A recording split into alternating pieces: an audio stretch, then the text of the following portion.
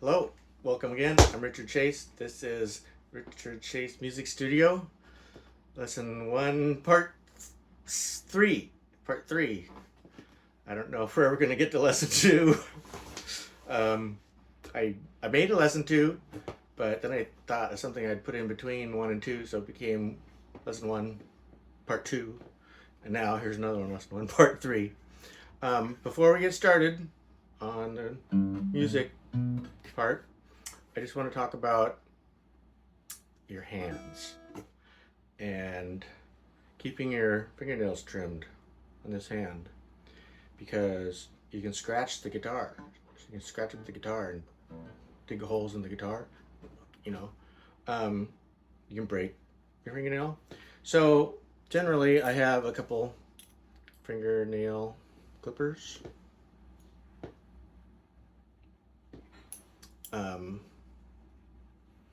I usually use the big one because I think it's sharper. It says Precision Bounty on it, if that means anything. And if my nails are getting more than about a eighth of an inch long or something, I'll trim them with this. But they're not really that long right now. And then even after I trim them, I use these little files. So these do not cost very much. These are Tropical Shine, and they are washable,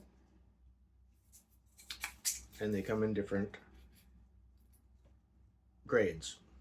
So the black one is coarse, 100 to 180 grit. The blue one is medium, 220 to 320.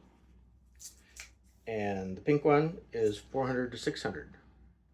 It may look like I use this pink one all the time, but I don't. I usually use the blue one or the black one, because like right now, it's maybe a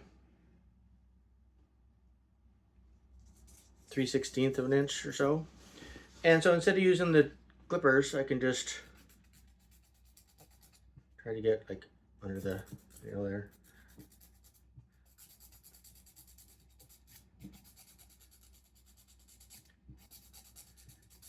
And one side's more coarse than the other side. I'm not sure which. I think the side with the lettering is the lesser, or the higher number. So the finer. You don't really have to do your thumb. So I'll do the black one for a minute, then I'll do the blue one.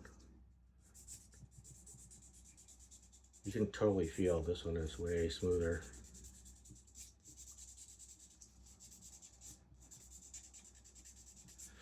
And after you start getting calluses on your fingers, that took it down about half of that. That took about 1/16 down. I could probably take a little more off this one. You probably only need to use the black one. You don't really need to smooth it out that much afterwards. Anyway, if they get too calloused, or if they get calloused a lot, sometimes you'll be tempted to pick at the skin there on your finger, and you don't want to do that. You really don't. I know it's annoying, and you kind of want to. And one time I kind of picked at it, and it tore, and then the side of my finger was raw, and I know somebody that got a finger infection. And they lost part of their finger because they never went and got it treated. And so I'm a little paranoid. I don't want my finger to get infected. So if you tear right here next to your fingernail, it can get infected. You don't want that. So try to not pick at your fingers, skin on your fingers, around your nails. Just try not to. And keep your nails small so they don't dig into the guitar. So that's it. That's my rant about finger care on that. I suppose I could, one more thing. Sometimes I get a little overzealous with my practicing, and I did at one point get a little lesson sheet sort of thing from Guitar Mastery Method, and I really went gung-ho on learning to do hammer-ons.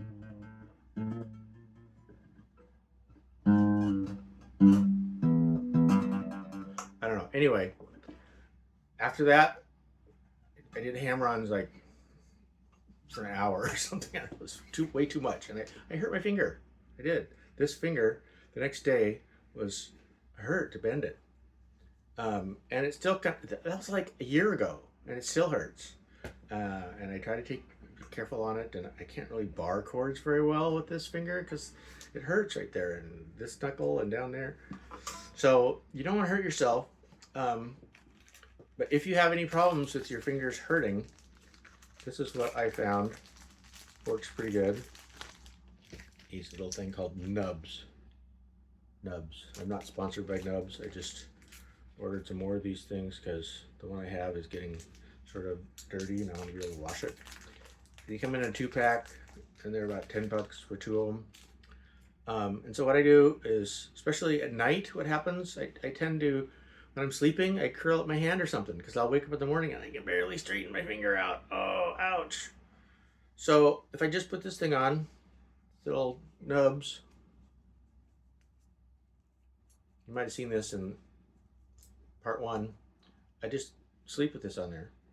And even during the day in my job, I have to like pull on a lot of ropes and stuff and crank things with my hand, and I just wear this when I'm sleeping. So now I got clean. I just got this in the mail today. I got a clean one to put on at night, and I can wear my dirty one in my truck during the day. And sometimes I actually start playing with it on. I forget. And I think it's actually strengthening my finger in a good way, without letting it get hurt worse. But it kind of interferes a little bit and stuff. Anyway, nubs. Nubs are a good thing if your fingers hurt. Okay, now on to review of what we did last time. We found that not only do we have this 3-story apartment building of 2 fret apart notes. So we're going to start, here's our root on the 5th string of fret 3. That is C, that's C, okay? Not that that matters, but that's what it is. So we're going to go down to the basement, right below C. Okay, interesting. 5, 1, 4. Okay, what about over here? This is 5. This has to be 6. 6, 2, 5. 6, 2, 5, 4, 5. 5, 1, 4. 6, 2, 5. 7, 3, 6. 7, 3, 6. So this one's always one less than this one. 7, 3, 6. 6, 2, 5. 5, 1, 4. Just store that away. This one 2 frets up is 1 note apart.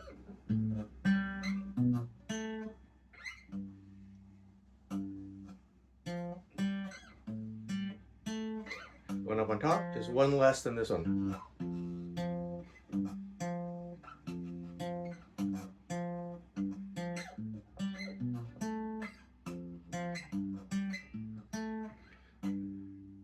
One less is on top, so this is always a bigger one down here. 5, 1, 4. It's not 4, 1, 5. It's 5, 1, 4. The little one's on top. 5, 1, 4. 6, 2, 5. 6, 2, 5. 6, 2, 5. See, I don't even have them memorized good enough yet. 6, 2, 5. 7, 3, 6. 7, 3, 6. So there's our little apartment building.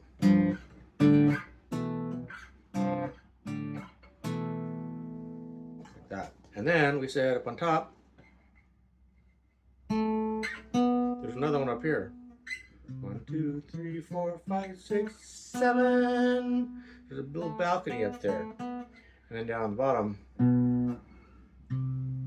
8, 7, 6, 5, 4. There's a 4 down here, the root cellar. Okay. And then we also said last time that on the ends of each one of these rows, there's a neighbor.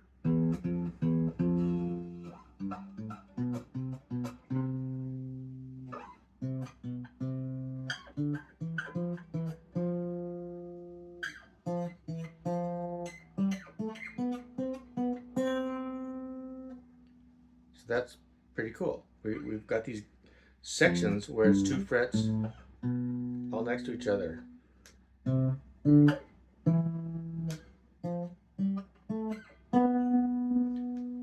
These rows of 2 notes that are 2 frets apart. And then on the ends of all those rows, we've got a neighbor. Then on the next note, we can start up here. This one only had 2 in a row. This one had 3 2 frets in a row. This one has 2 2 frets in a row. And then this one's gonna have 3 again.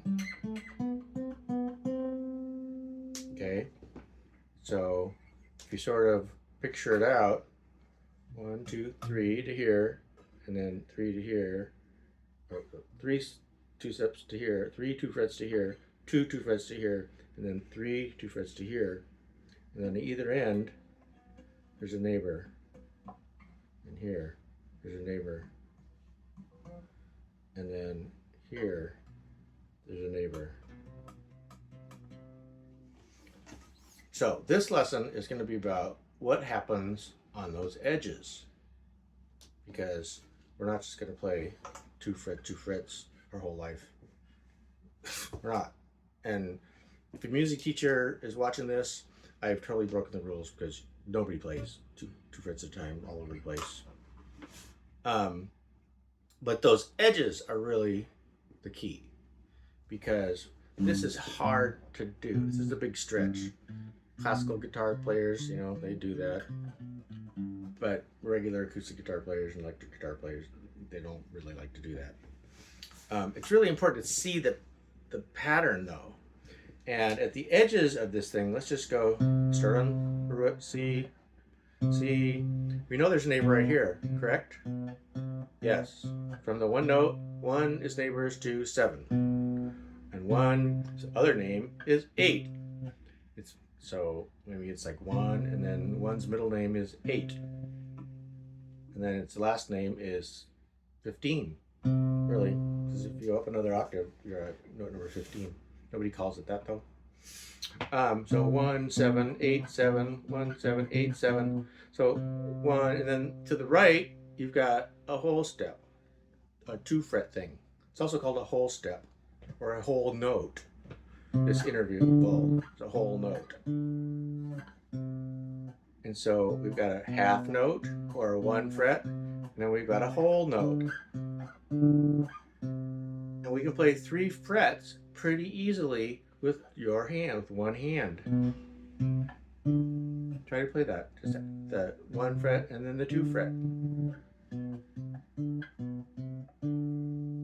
Okay. Now, right above 1 is 4, and 4's neighbor is 3. So you got the same thing up here. 3 4 5 3 4 5 7 1 2 7 1 2 3 4 5 3 4 5. So that's a really important pattern. 1 fret 2 fret, half step whole step.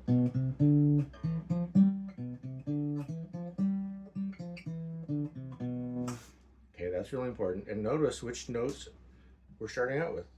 7 8 or 7 1 and 3 and 4. 7 1 and 3 and 4. Okay. It doesn't work to go down from 1 and do that down here, because that's not a fair note right there. We got to go over here. So right here is the only place where we have 7 1 3 4. But if we go up to the next place where there's a 1, 1 2 3 4 5 6 7 8. We could theoretically do it up here, except for that string we know goes into another time zone, or platform level. It's like a little deck where you had to go up a step. Remember we talked about that? You can also look at it as, you know, it's in a different time zone. I'm in Pacific time zone, and these other 2 strings, they're in Mountain time zone, Central Mountain time. They're over in Idaho, so I gotta cross the time zone to go over there. So in this case, here's our 1, and here's our 1, If we're going to go up to the next one, which would normally be 4, it's not going to work because you're in a different time zone. You got to add hour.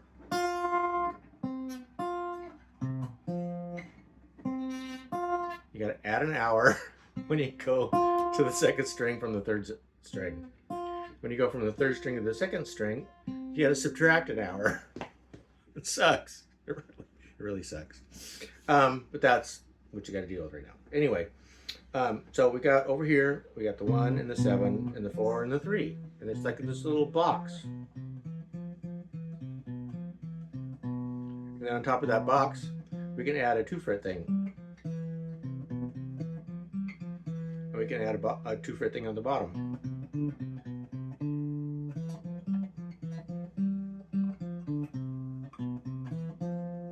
So that's interesting. We can do that. And that's a easy, not too terribly difficult thing to play. Okay, so now what about on the other side?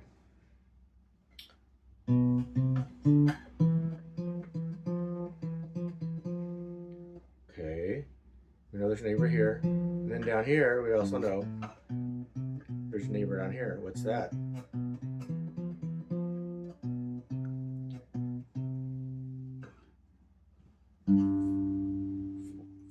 5, 6, 7, 1, 7, 1, 7, 1. Okay, where have we seen that before?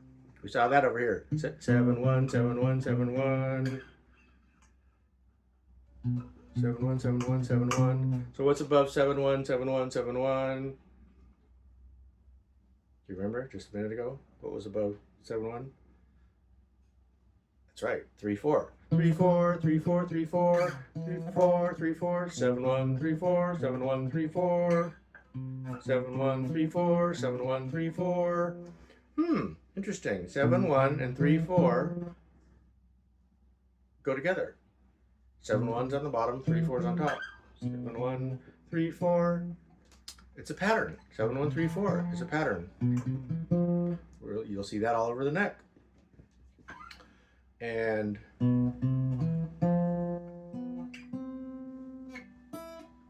this one's kind of a zigzag because they're crossing the time zone. They would be right on top of each other, except for the time zone thing. So you get a switch. So that's kind of annoying. But let's go over to the other ones. Let's go to 7 1 3 4.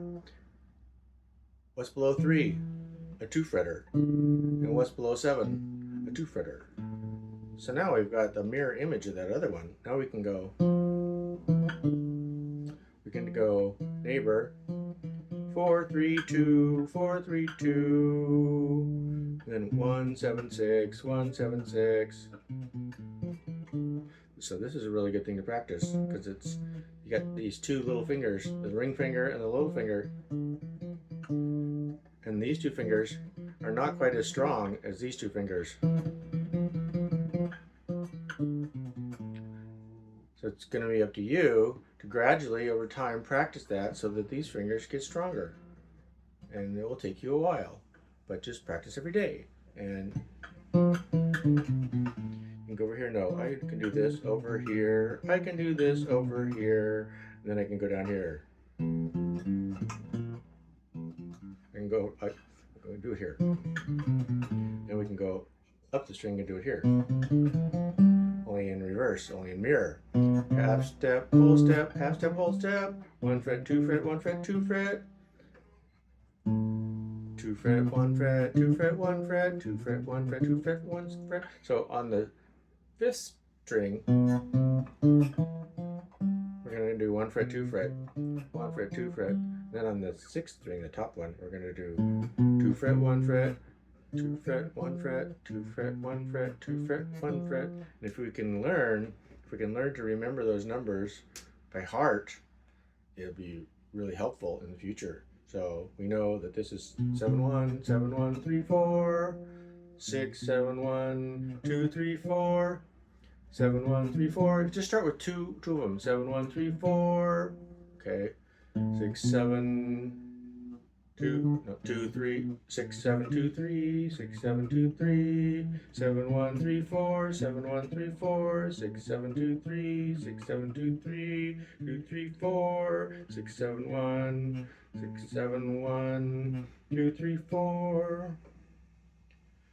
So that's the way you're gonna learn that. So now we have 3 patterns. We've got 2 fret, 1 fret. We've got 1 fret, 2 fret. Then we've got 2 fret, 2 fret. Those are the main patterns of the whole guitar. Now we're going to start mixing them up and only doing a half of a 2 fret, 2 fret. We're just going to do 1 2 fret thing a lot of times. So for example, we'll start on G down here. And we'll do a major scale. In this case, we're just going to do half of a 2 fret one. Instead of doing that, we're going to grab the 3 that's up here. Remember, there's a 3 over here and there's a 3 up there. 1 2 3, 1 2 3. It's easier to play the 3 up here, but we've sacrificed our second 2 fret thing down here. Instead of doing 2 fret, 2 fret, we sacrificed that last one and moved it up here. Then we can do it again. It's the same thing.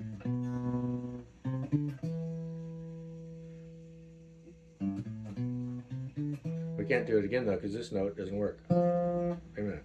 Is it? No, it doesn't.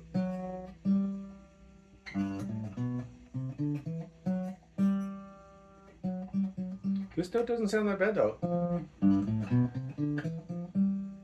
That sounds pretty good. But that's not the major scale.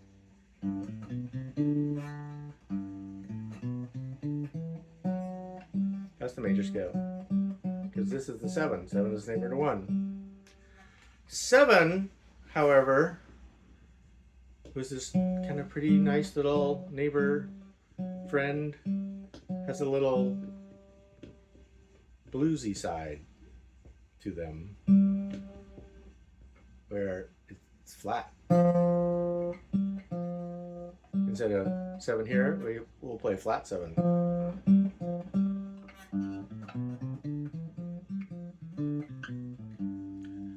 Which is a cool sounding thing and often used in the blues.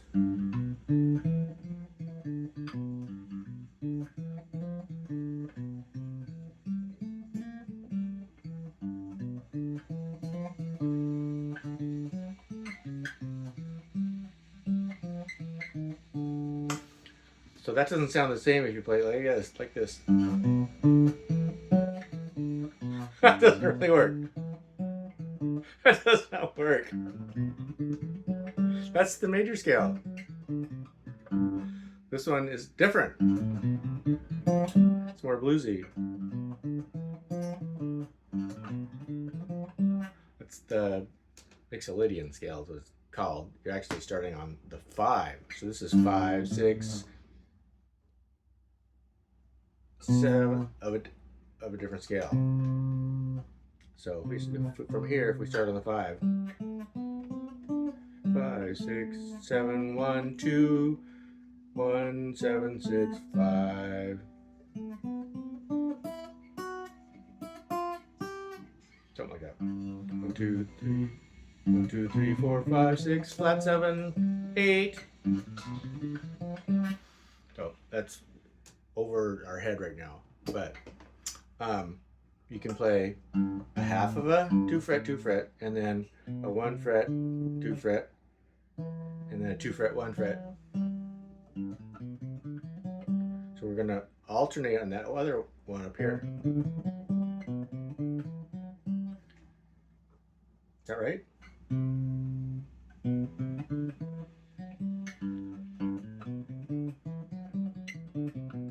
Yeah, it is right. It seems odd because what happened to our neighbors in a row? Well, it so happens we're starting on 1 down here, and 1's neighbor's right here, and we're not playing it. So instead of playing, you could play it if you want to start on the 7. That's kind of a cool thing. Do the double 1 fret, 2 fret. And then you can do a double 2 fret 1 fret. That works. And that's a cool pattern. You've got 2 of the 1 fret 2 frets in a row, and then 2 of the 2 fret 1 frets in a row. So for this week, that would be a great thing to practice, along with all the other stuff you have to practice. So, but this is in the key of G. So the key of G, if you're just going to start at the root, it's half of a 2 fret thing. It's a 2 fret thing, and then it's a 1 fret 2 fret and a 2 fret 1 fret.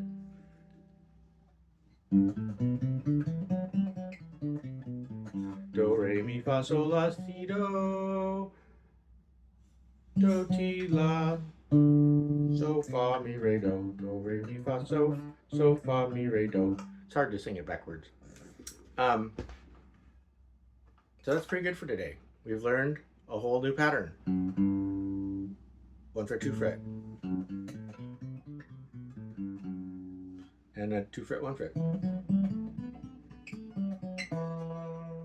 And then sometimes we don't play the first one on the 1 fret 2 fret. We just go straight to the 2 fret.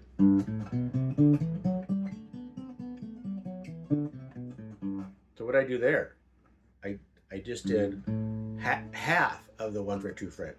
I did the second half of the 1 fret 2 fret. We know there's 2 of those in a row, so now I can play the full 1 fret 2 fret. So half of a 1 fret 2 fret right here, and then the full 1 fret 2 fret, and then 2 2 fret 1 frets. Now we've played more than an octave. And you can come down.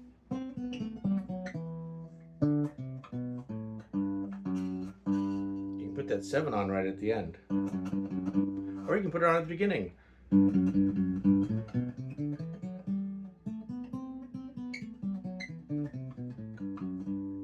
Really good practice right there.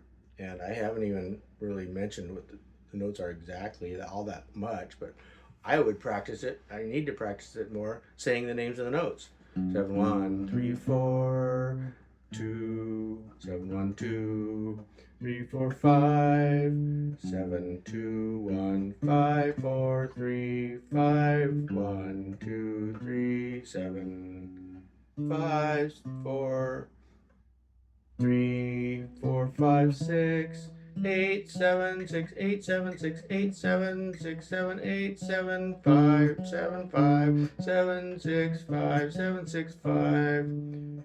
We're playing 6 over here now. 6 used to be over here. 6 is over there, but we can play it over here too. So this is now 6. So now we got 1 4 6 1 4 6 1 4 6 7 no 1 4 6. Is that right? 1 2 3 4 5 6 7. Oh yeah, I was playing the bluesy 7 over here. 7 8 1 2 3 4 5 6 7 8. I gotta remember that. 1 3 5 4 7 8.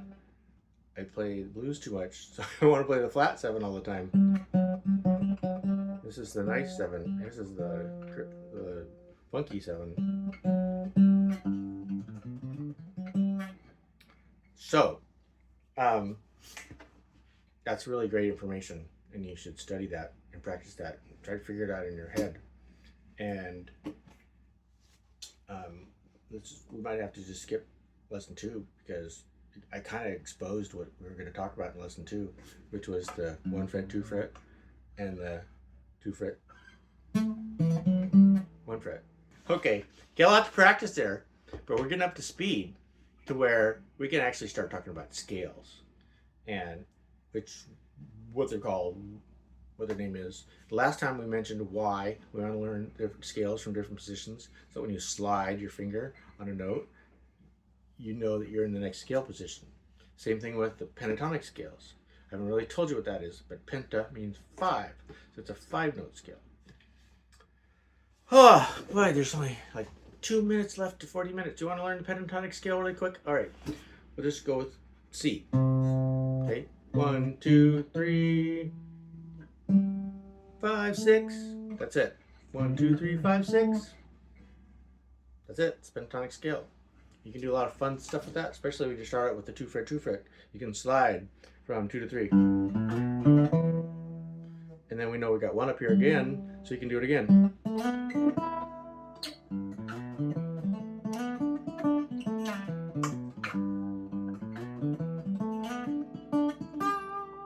You got to do the time zone thing, change there. If you do the time zone thing, change there, you can do it again.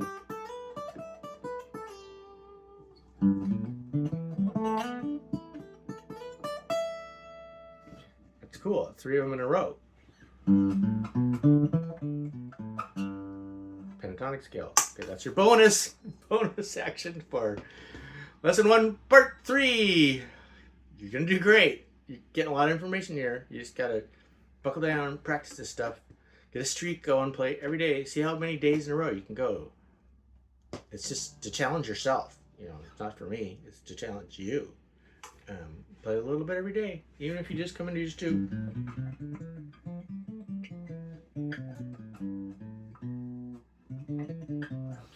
If you just do that, you just do the 3 2 steps in a row, 2 frets in a row. You're moving your fingers. You're thinking about the fretboard a little bit. Do that every day, and eventually you'll get bored of doing that every day, and you'll want to do something else. So you'll think of something else to do. Do 2 or 3 things every day. So if you do 2 fret, 2 fret, okay, what else could I practice? Oh, well, I can go out to the end of that. I can practice 1 fret, 2 frets. Okay. So if you just do those 2 things every day, that's great. That's fabulous. And then one day you do the 1 step, 2 fret. And another day you do the, that's 1 fret, 2 fret. Another day you do the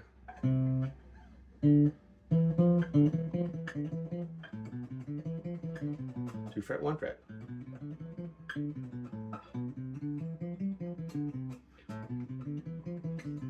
They're kind of right next door to each other. You can go.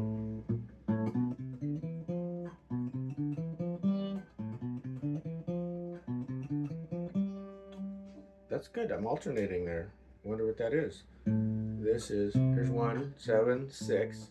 6, 7, 1, 6, 7, 1, 2, 3, 4, 6, 7, 1, 2, 3, 4, 7, 1, 2, 3, 4, 5, 7, 1, 2, 3, 4, 5, 7, 1, 2, 3, 4, 5. See, I gotta practice because I'm not super fluent with that. 5, 4, 3.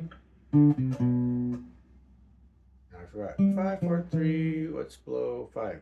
2, 2, 1, 7. 5, 4, 3, 2, 1, 7. 5, 4, 3, 2, 1, 7. 6, 7, 1, 2, 3, 4. 6, 7, 1, 2, 3, 4. I need to practice that.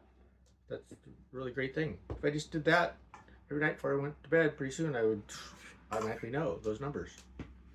So, stick with it. You're going to do great. You've got so much information now. Can you see that these patterns are in here? They're in here, and you just have to learn how to hear them and feel them and see them in your mind.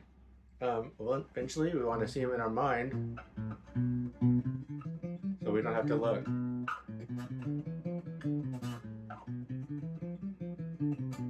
Six, 7, 1, 2, 3, 4, 3, 2, 1, 7, 6. 6, 7, 1, 2, 3, 4, 3, 2, 1, 7, 6. I can play them faster than I can think them. So I gotta, every time I play them, I should think them. 2, 3, 4, 4, 3, 2, 6, 7, 1, 1, 7, 6, 1, 7, 6, 7, 8, 8, 7, 1. Maybe that would work better. Anyway, that's what you gotta do. You try a little bit every day. Try. Practice. What was the deal? In order to remember it, you have to practice it. Is that right? I think that's what I said yesterday. Okay. Richard Chase, Music Studio, over and out. See you tomorrow. Bye.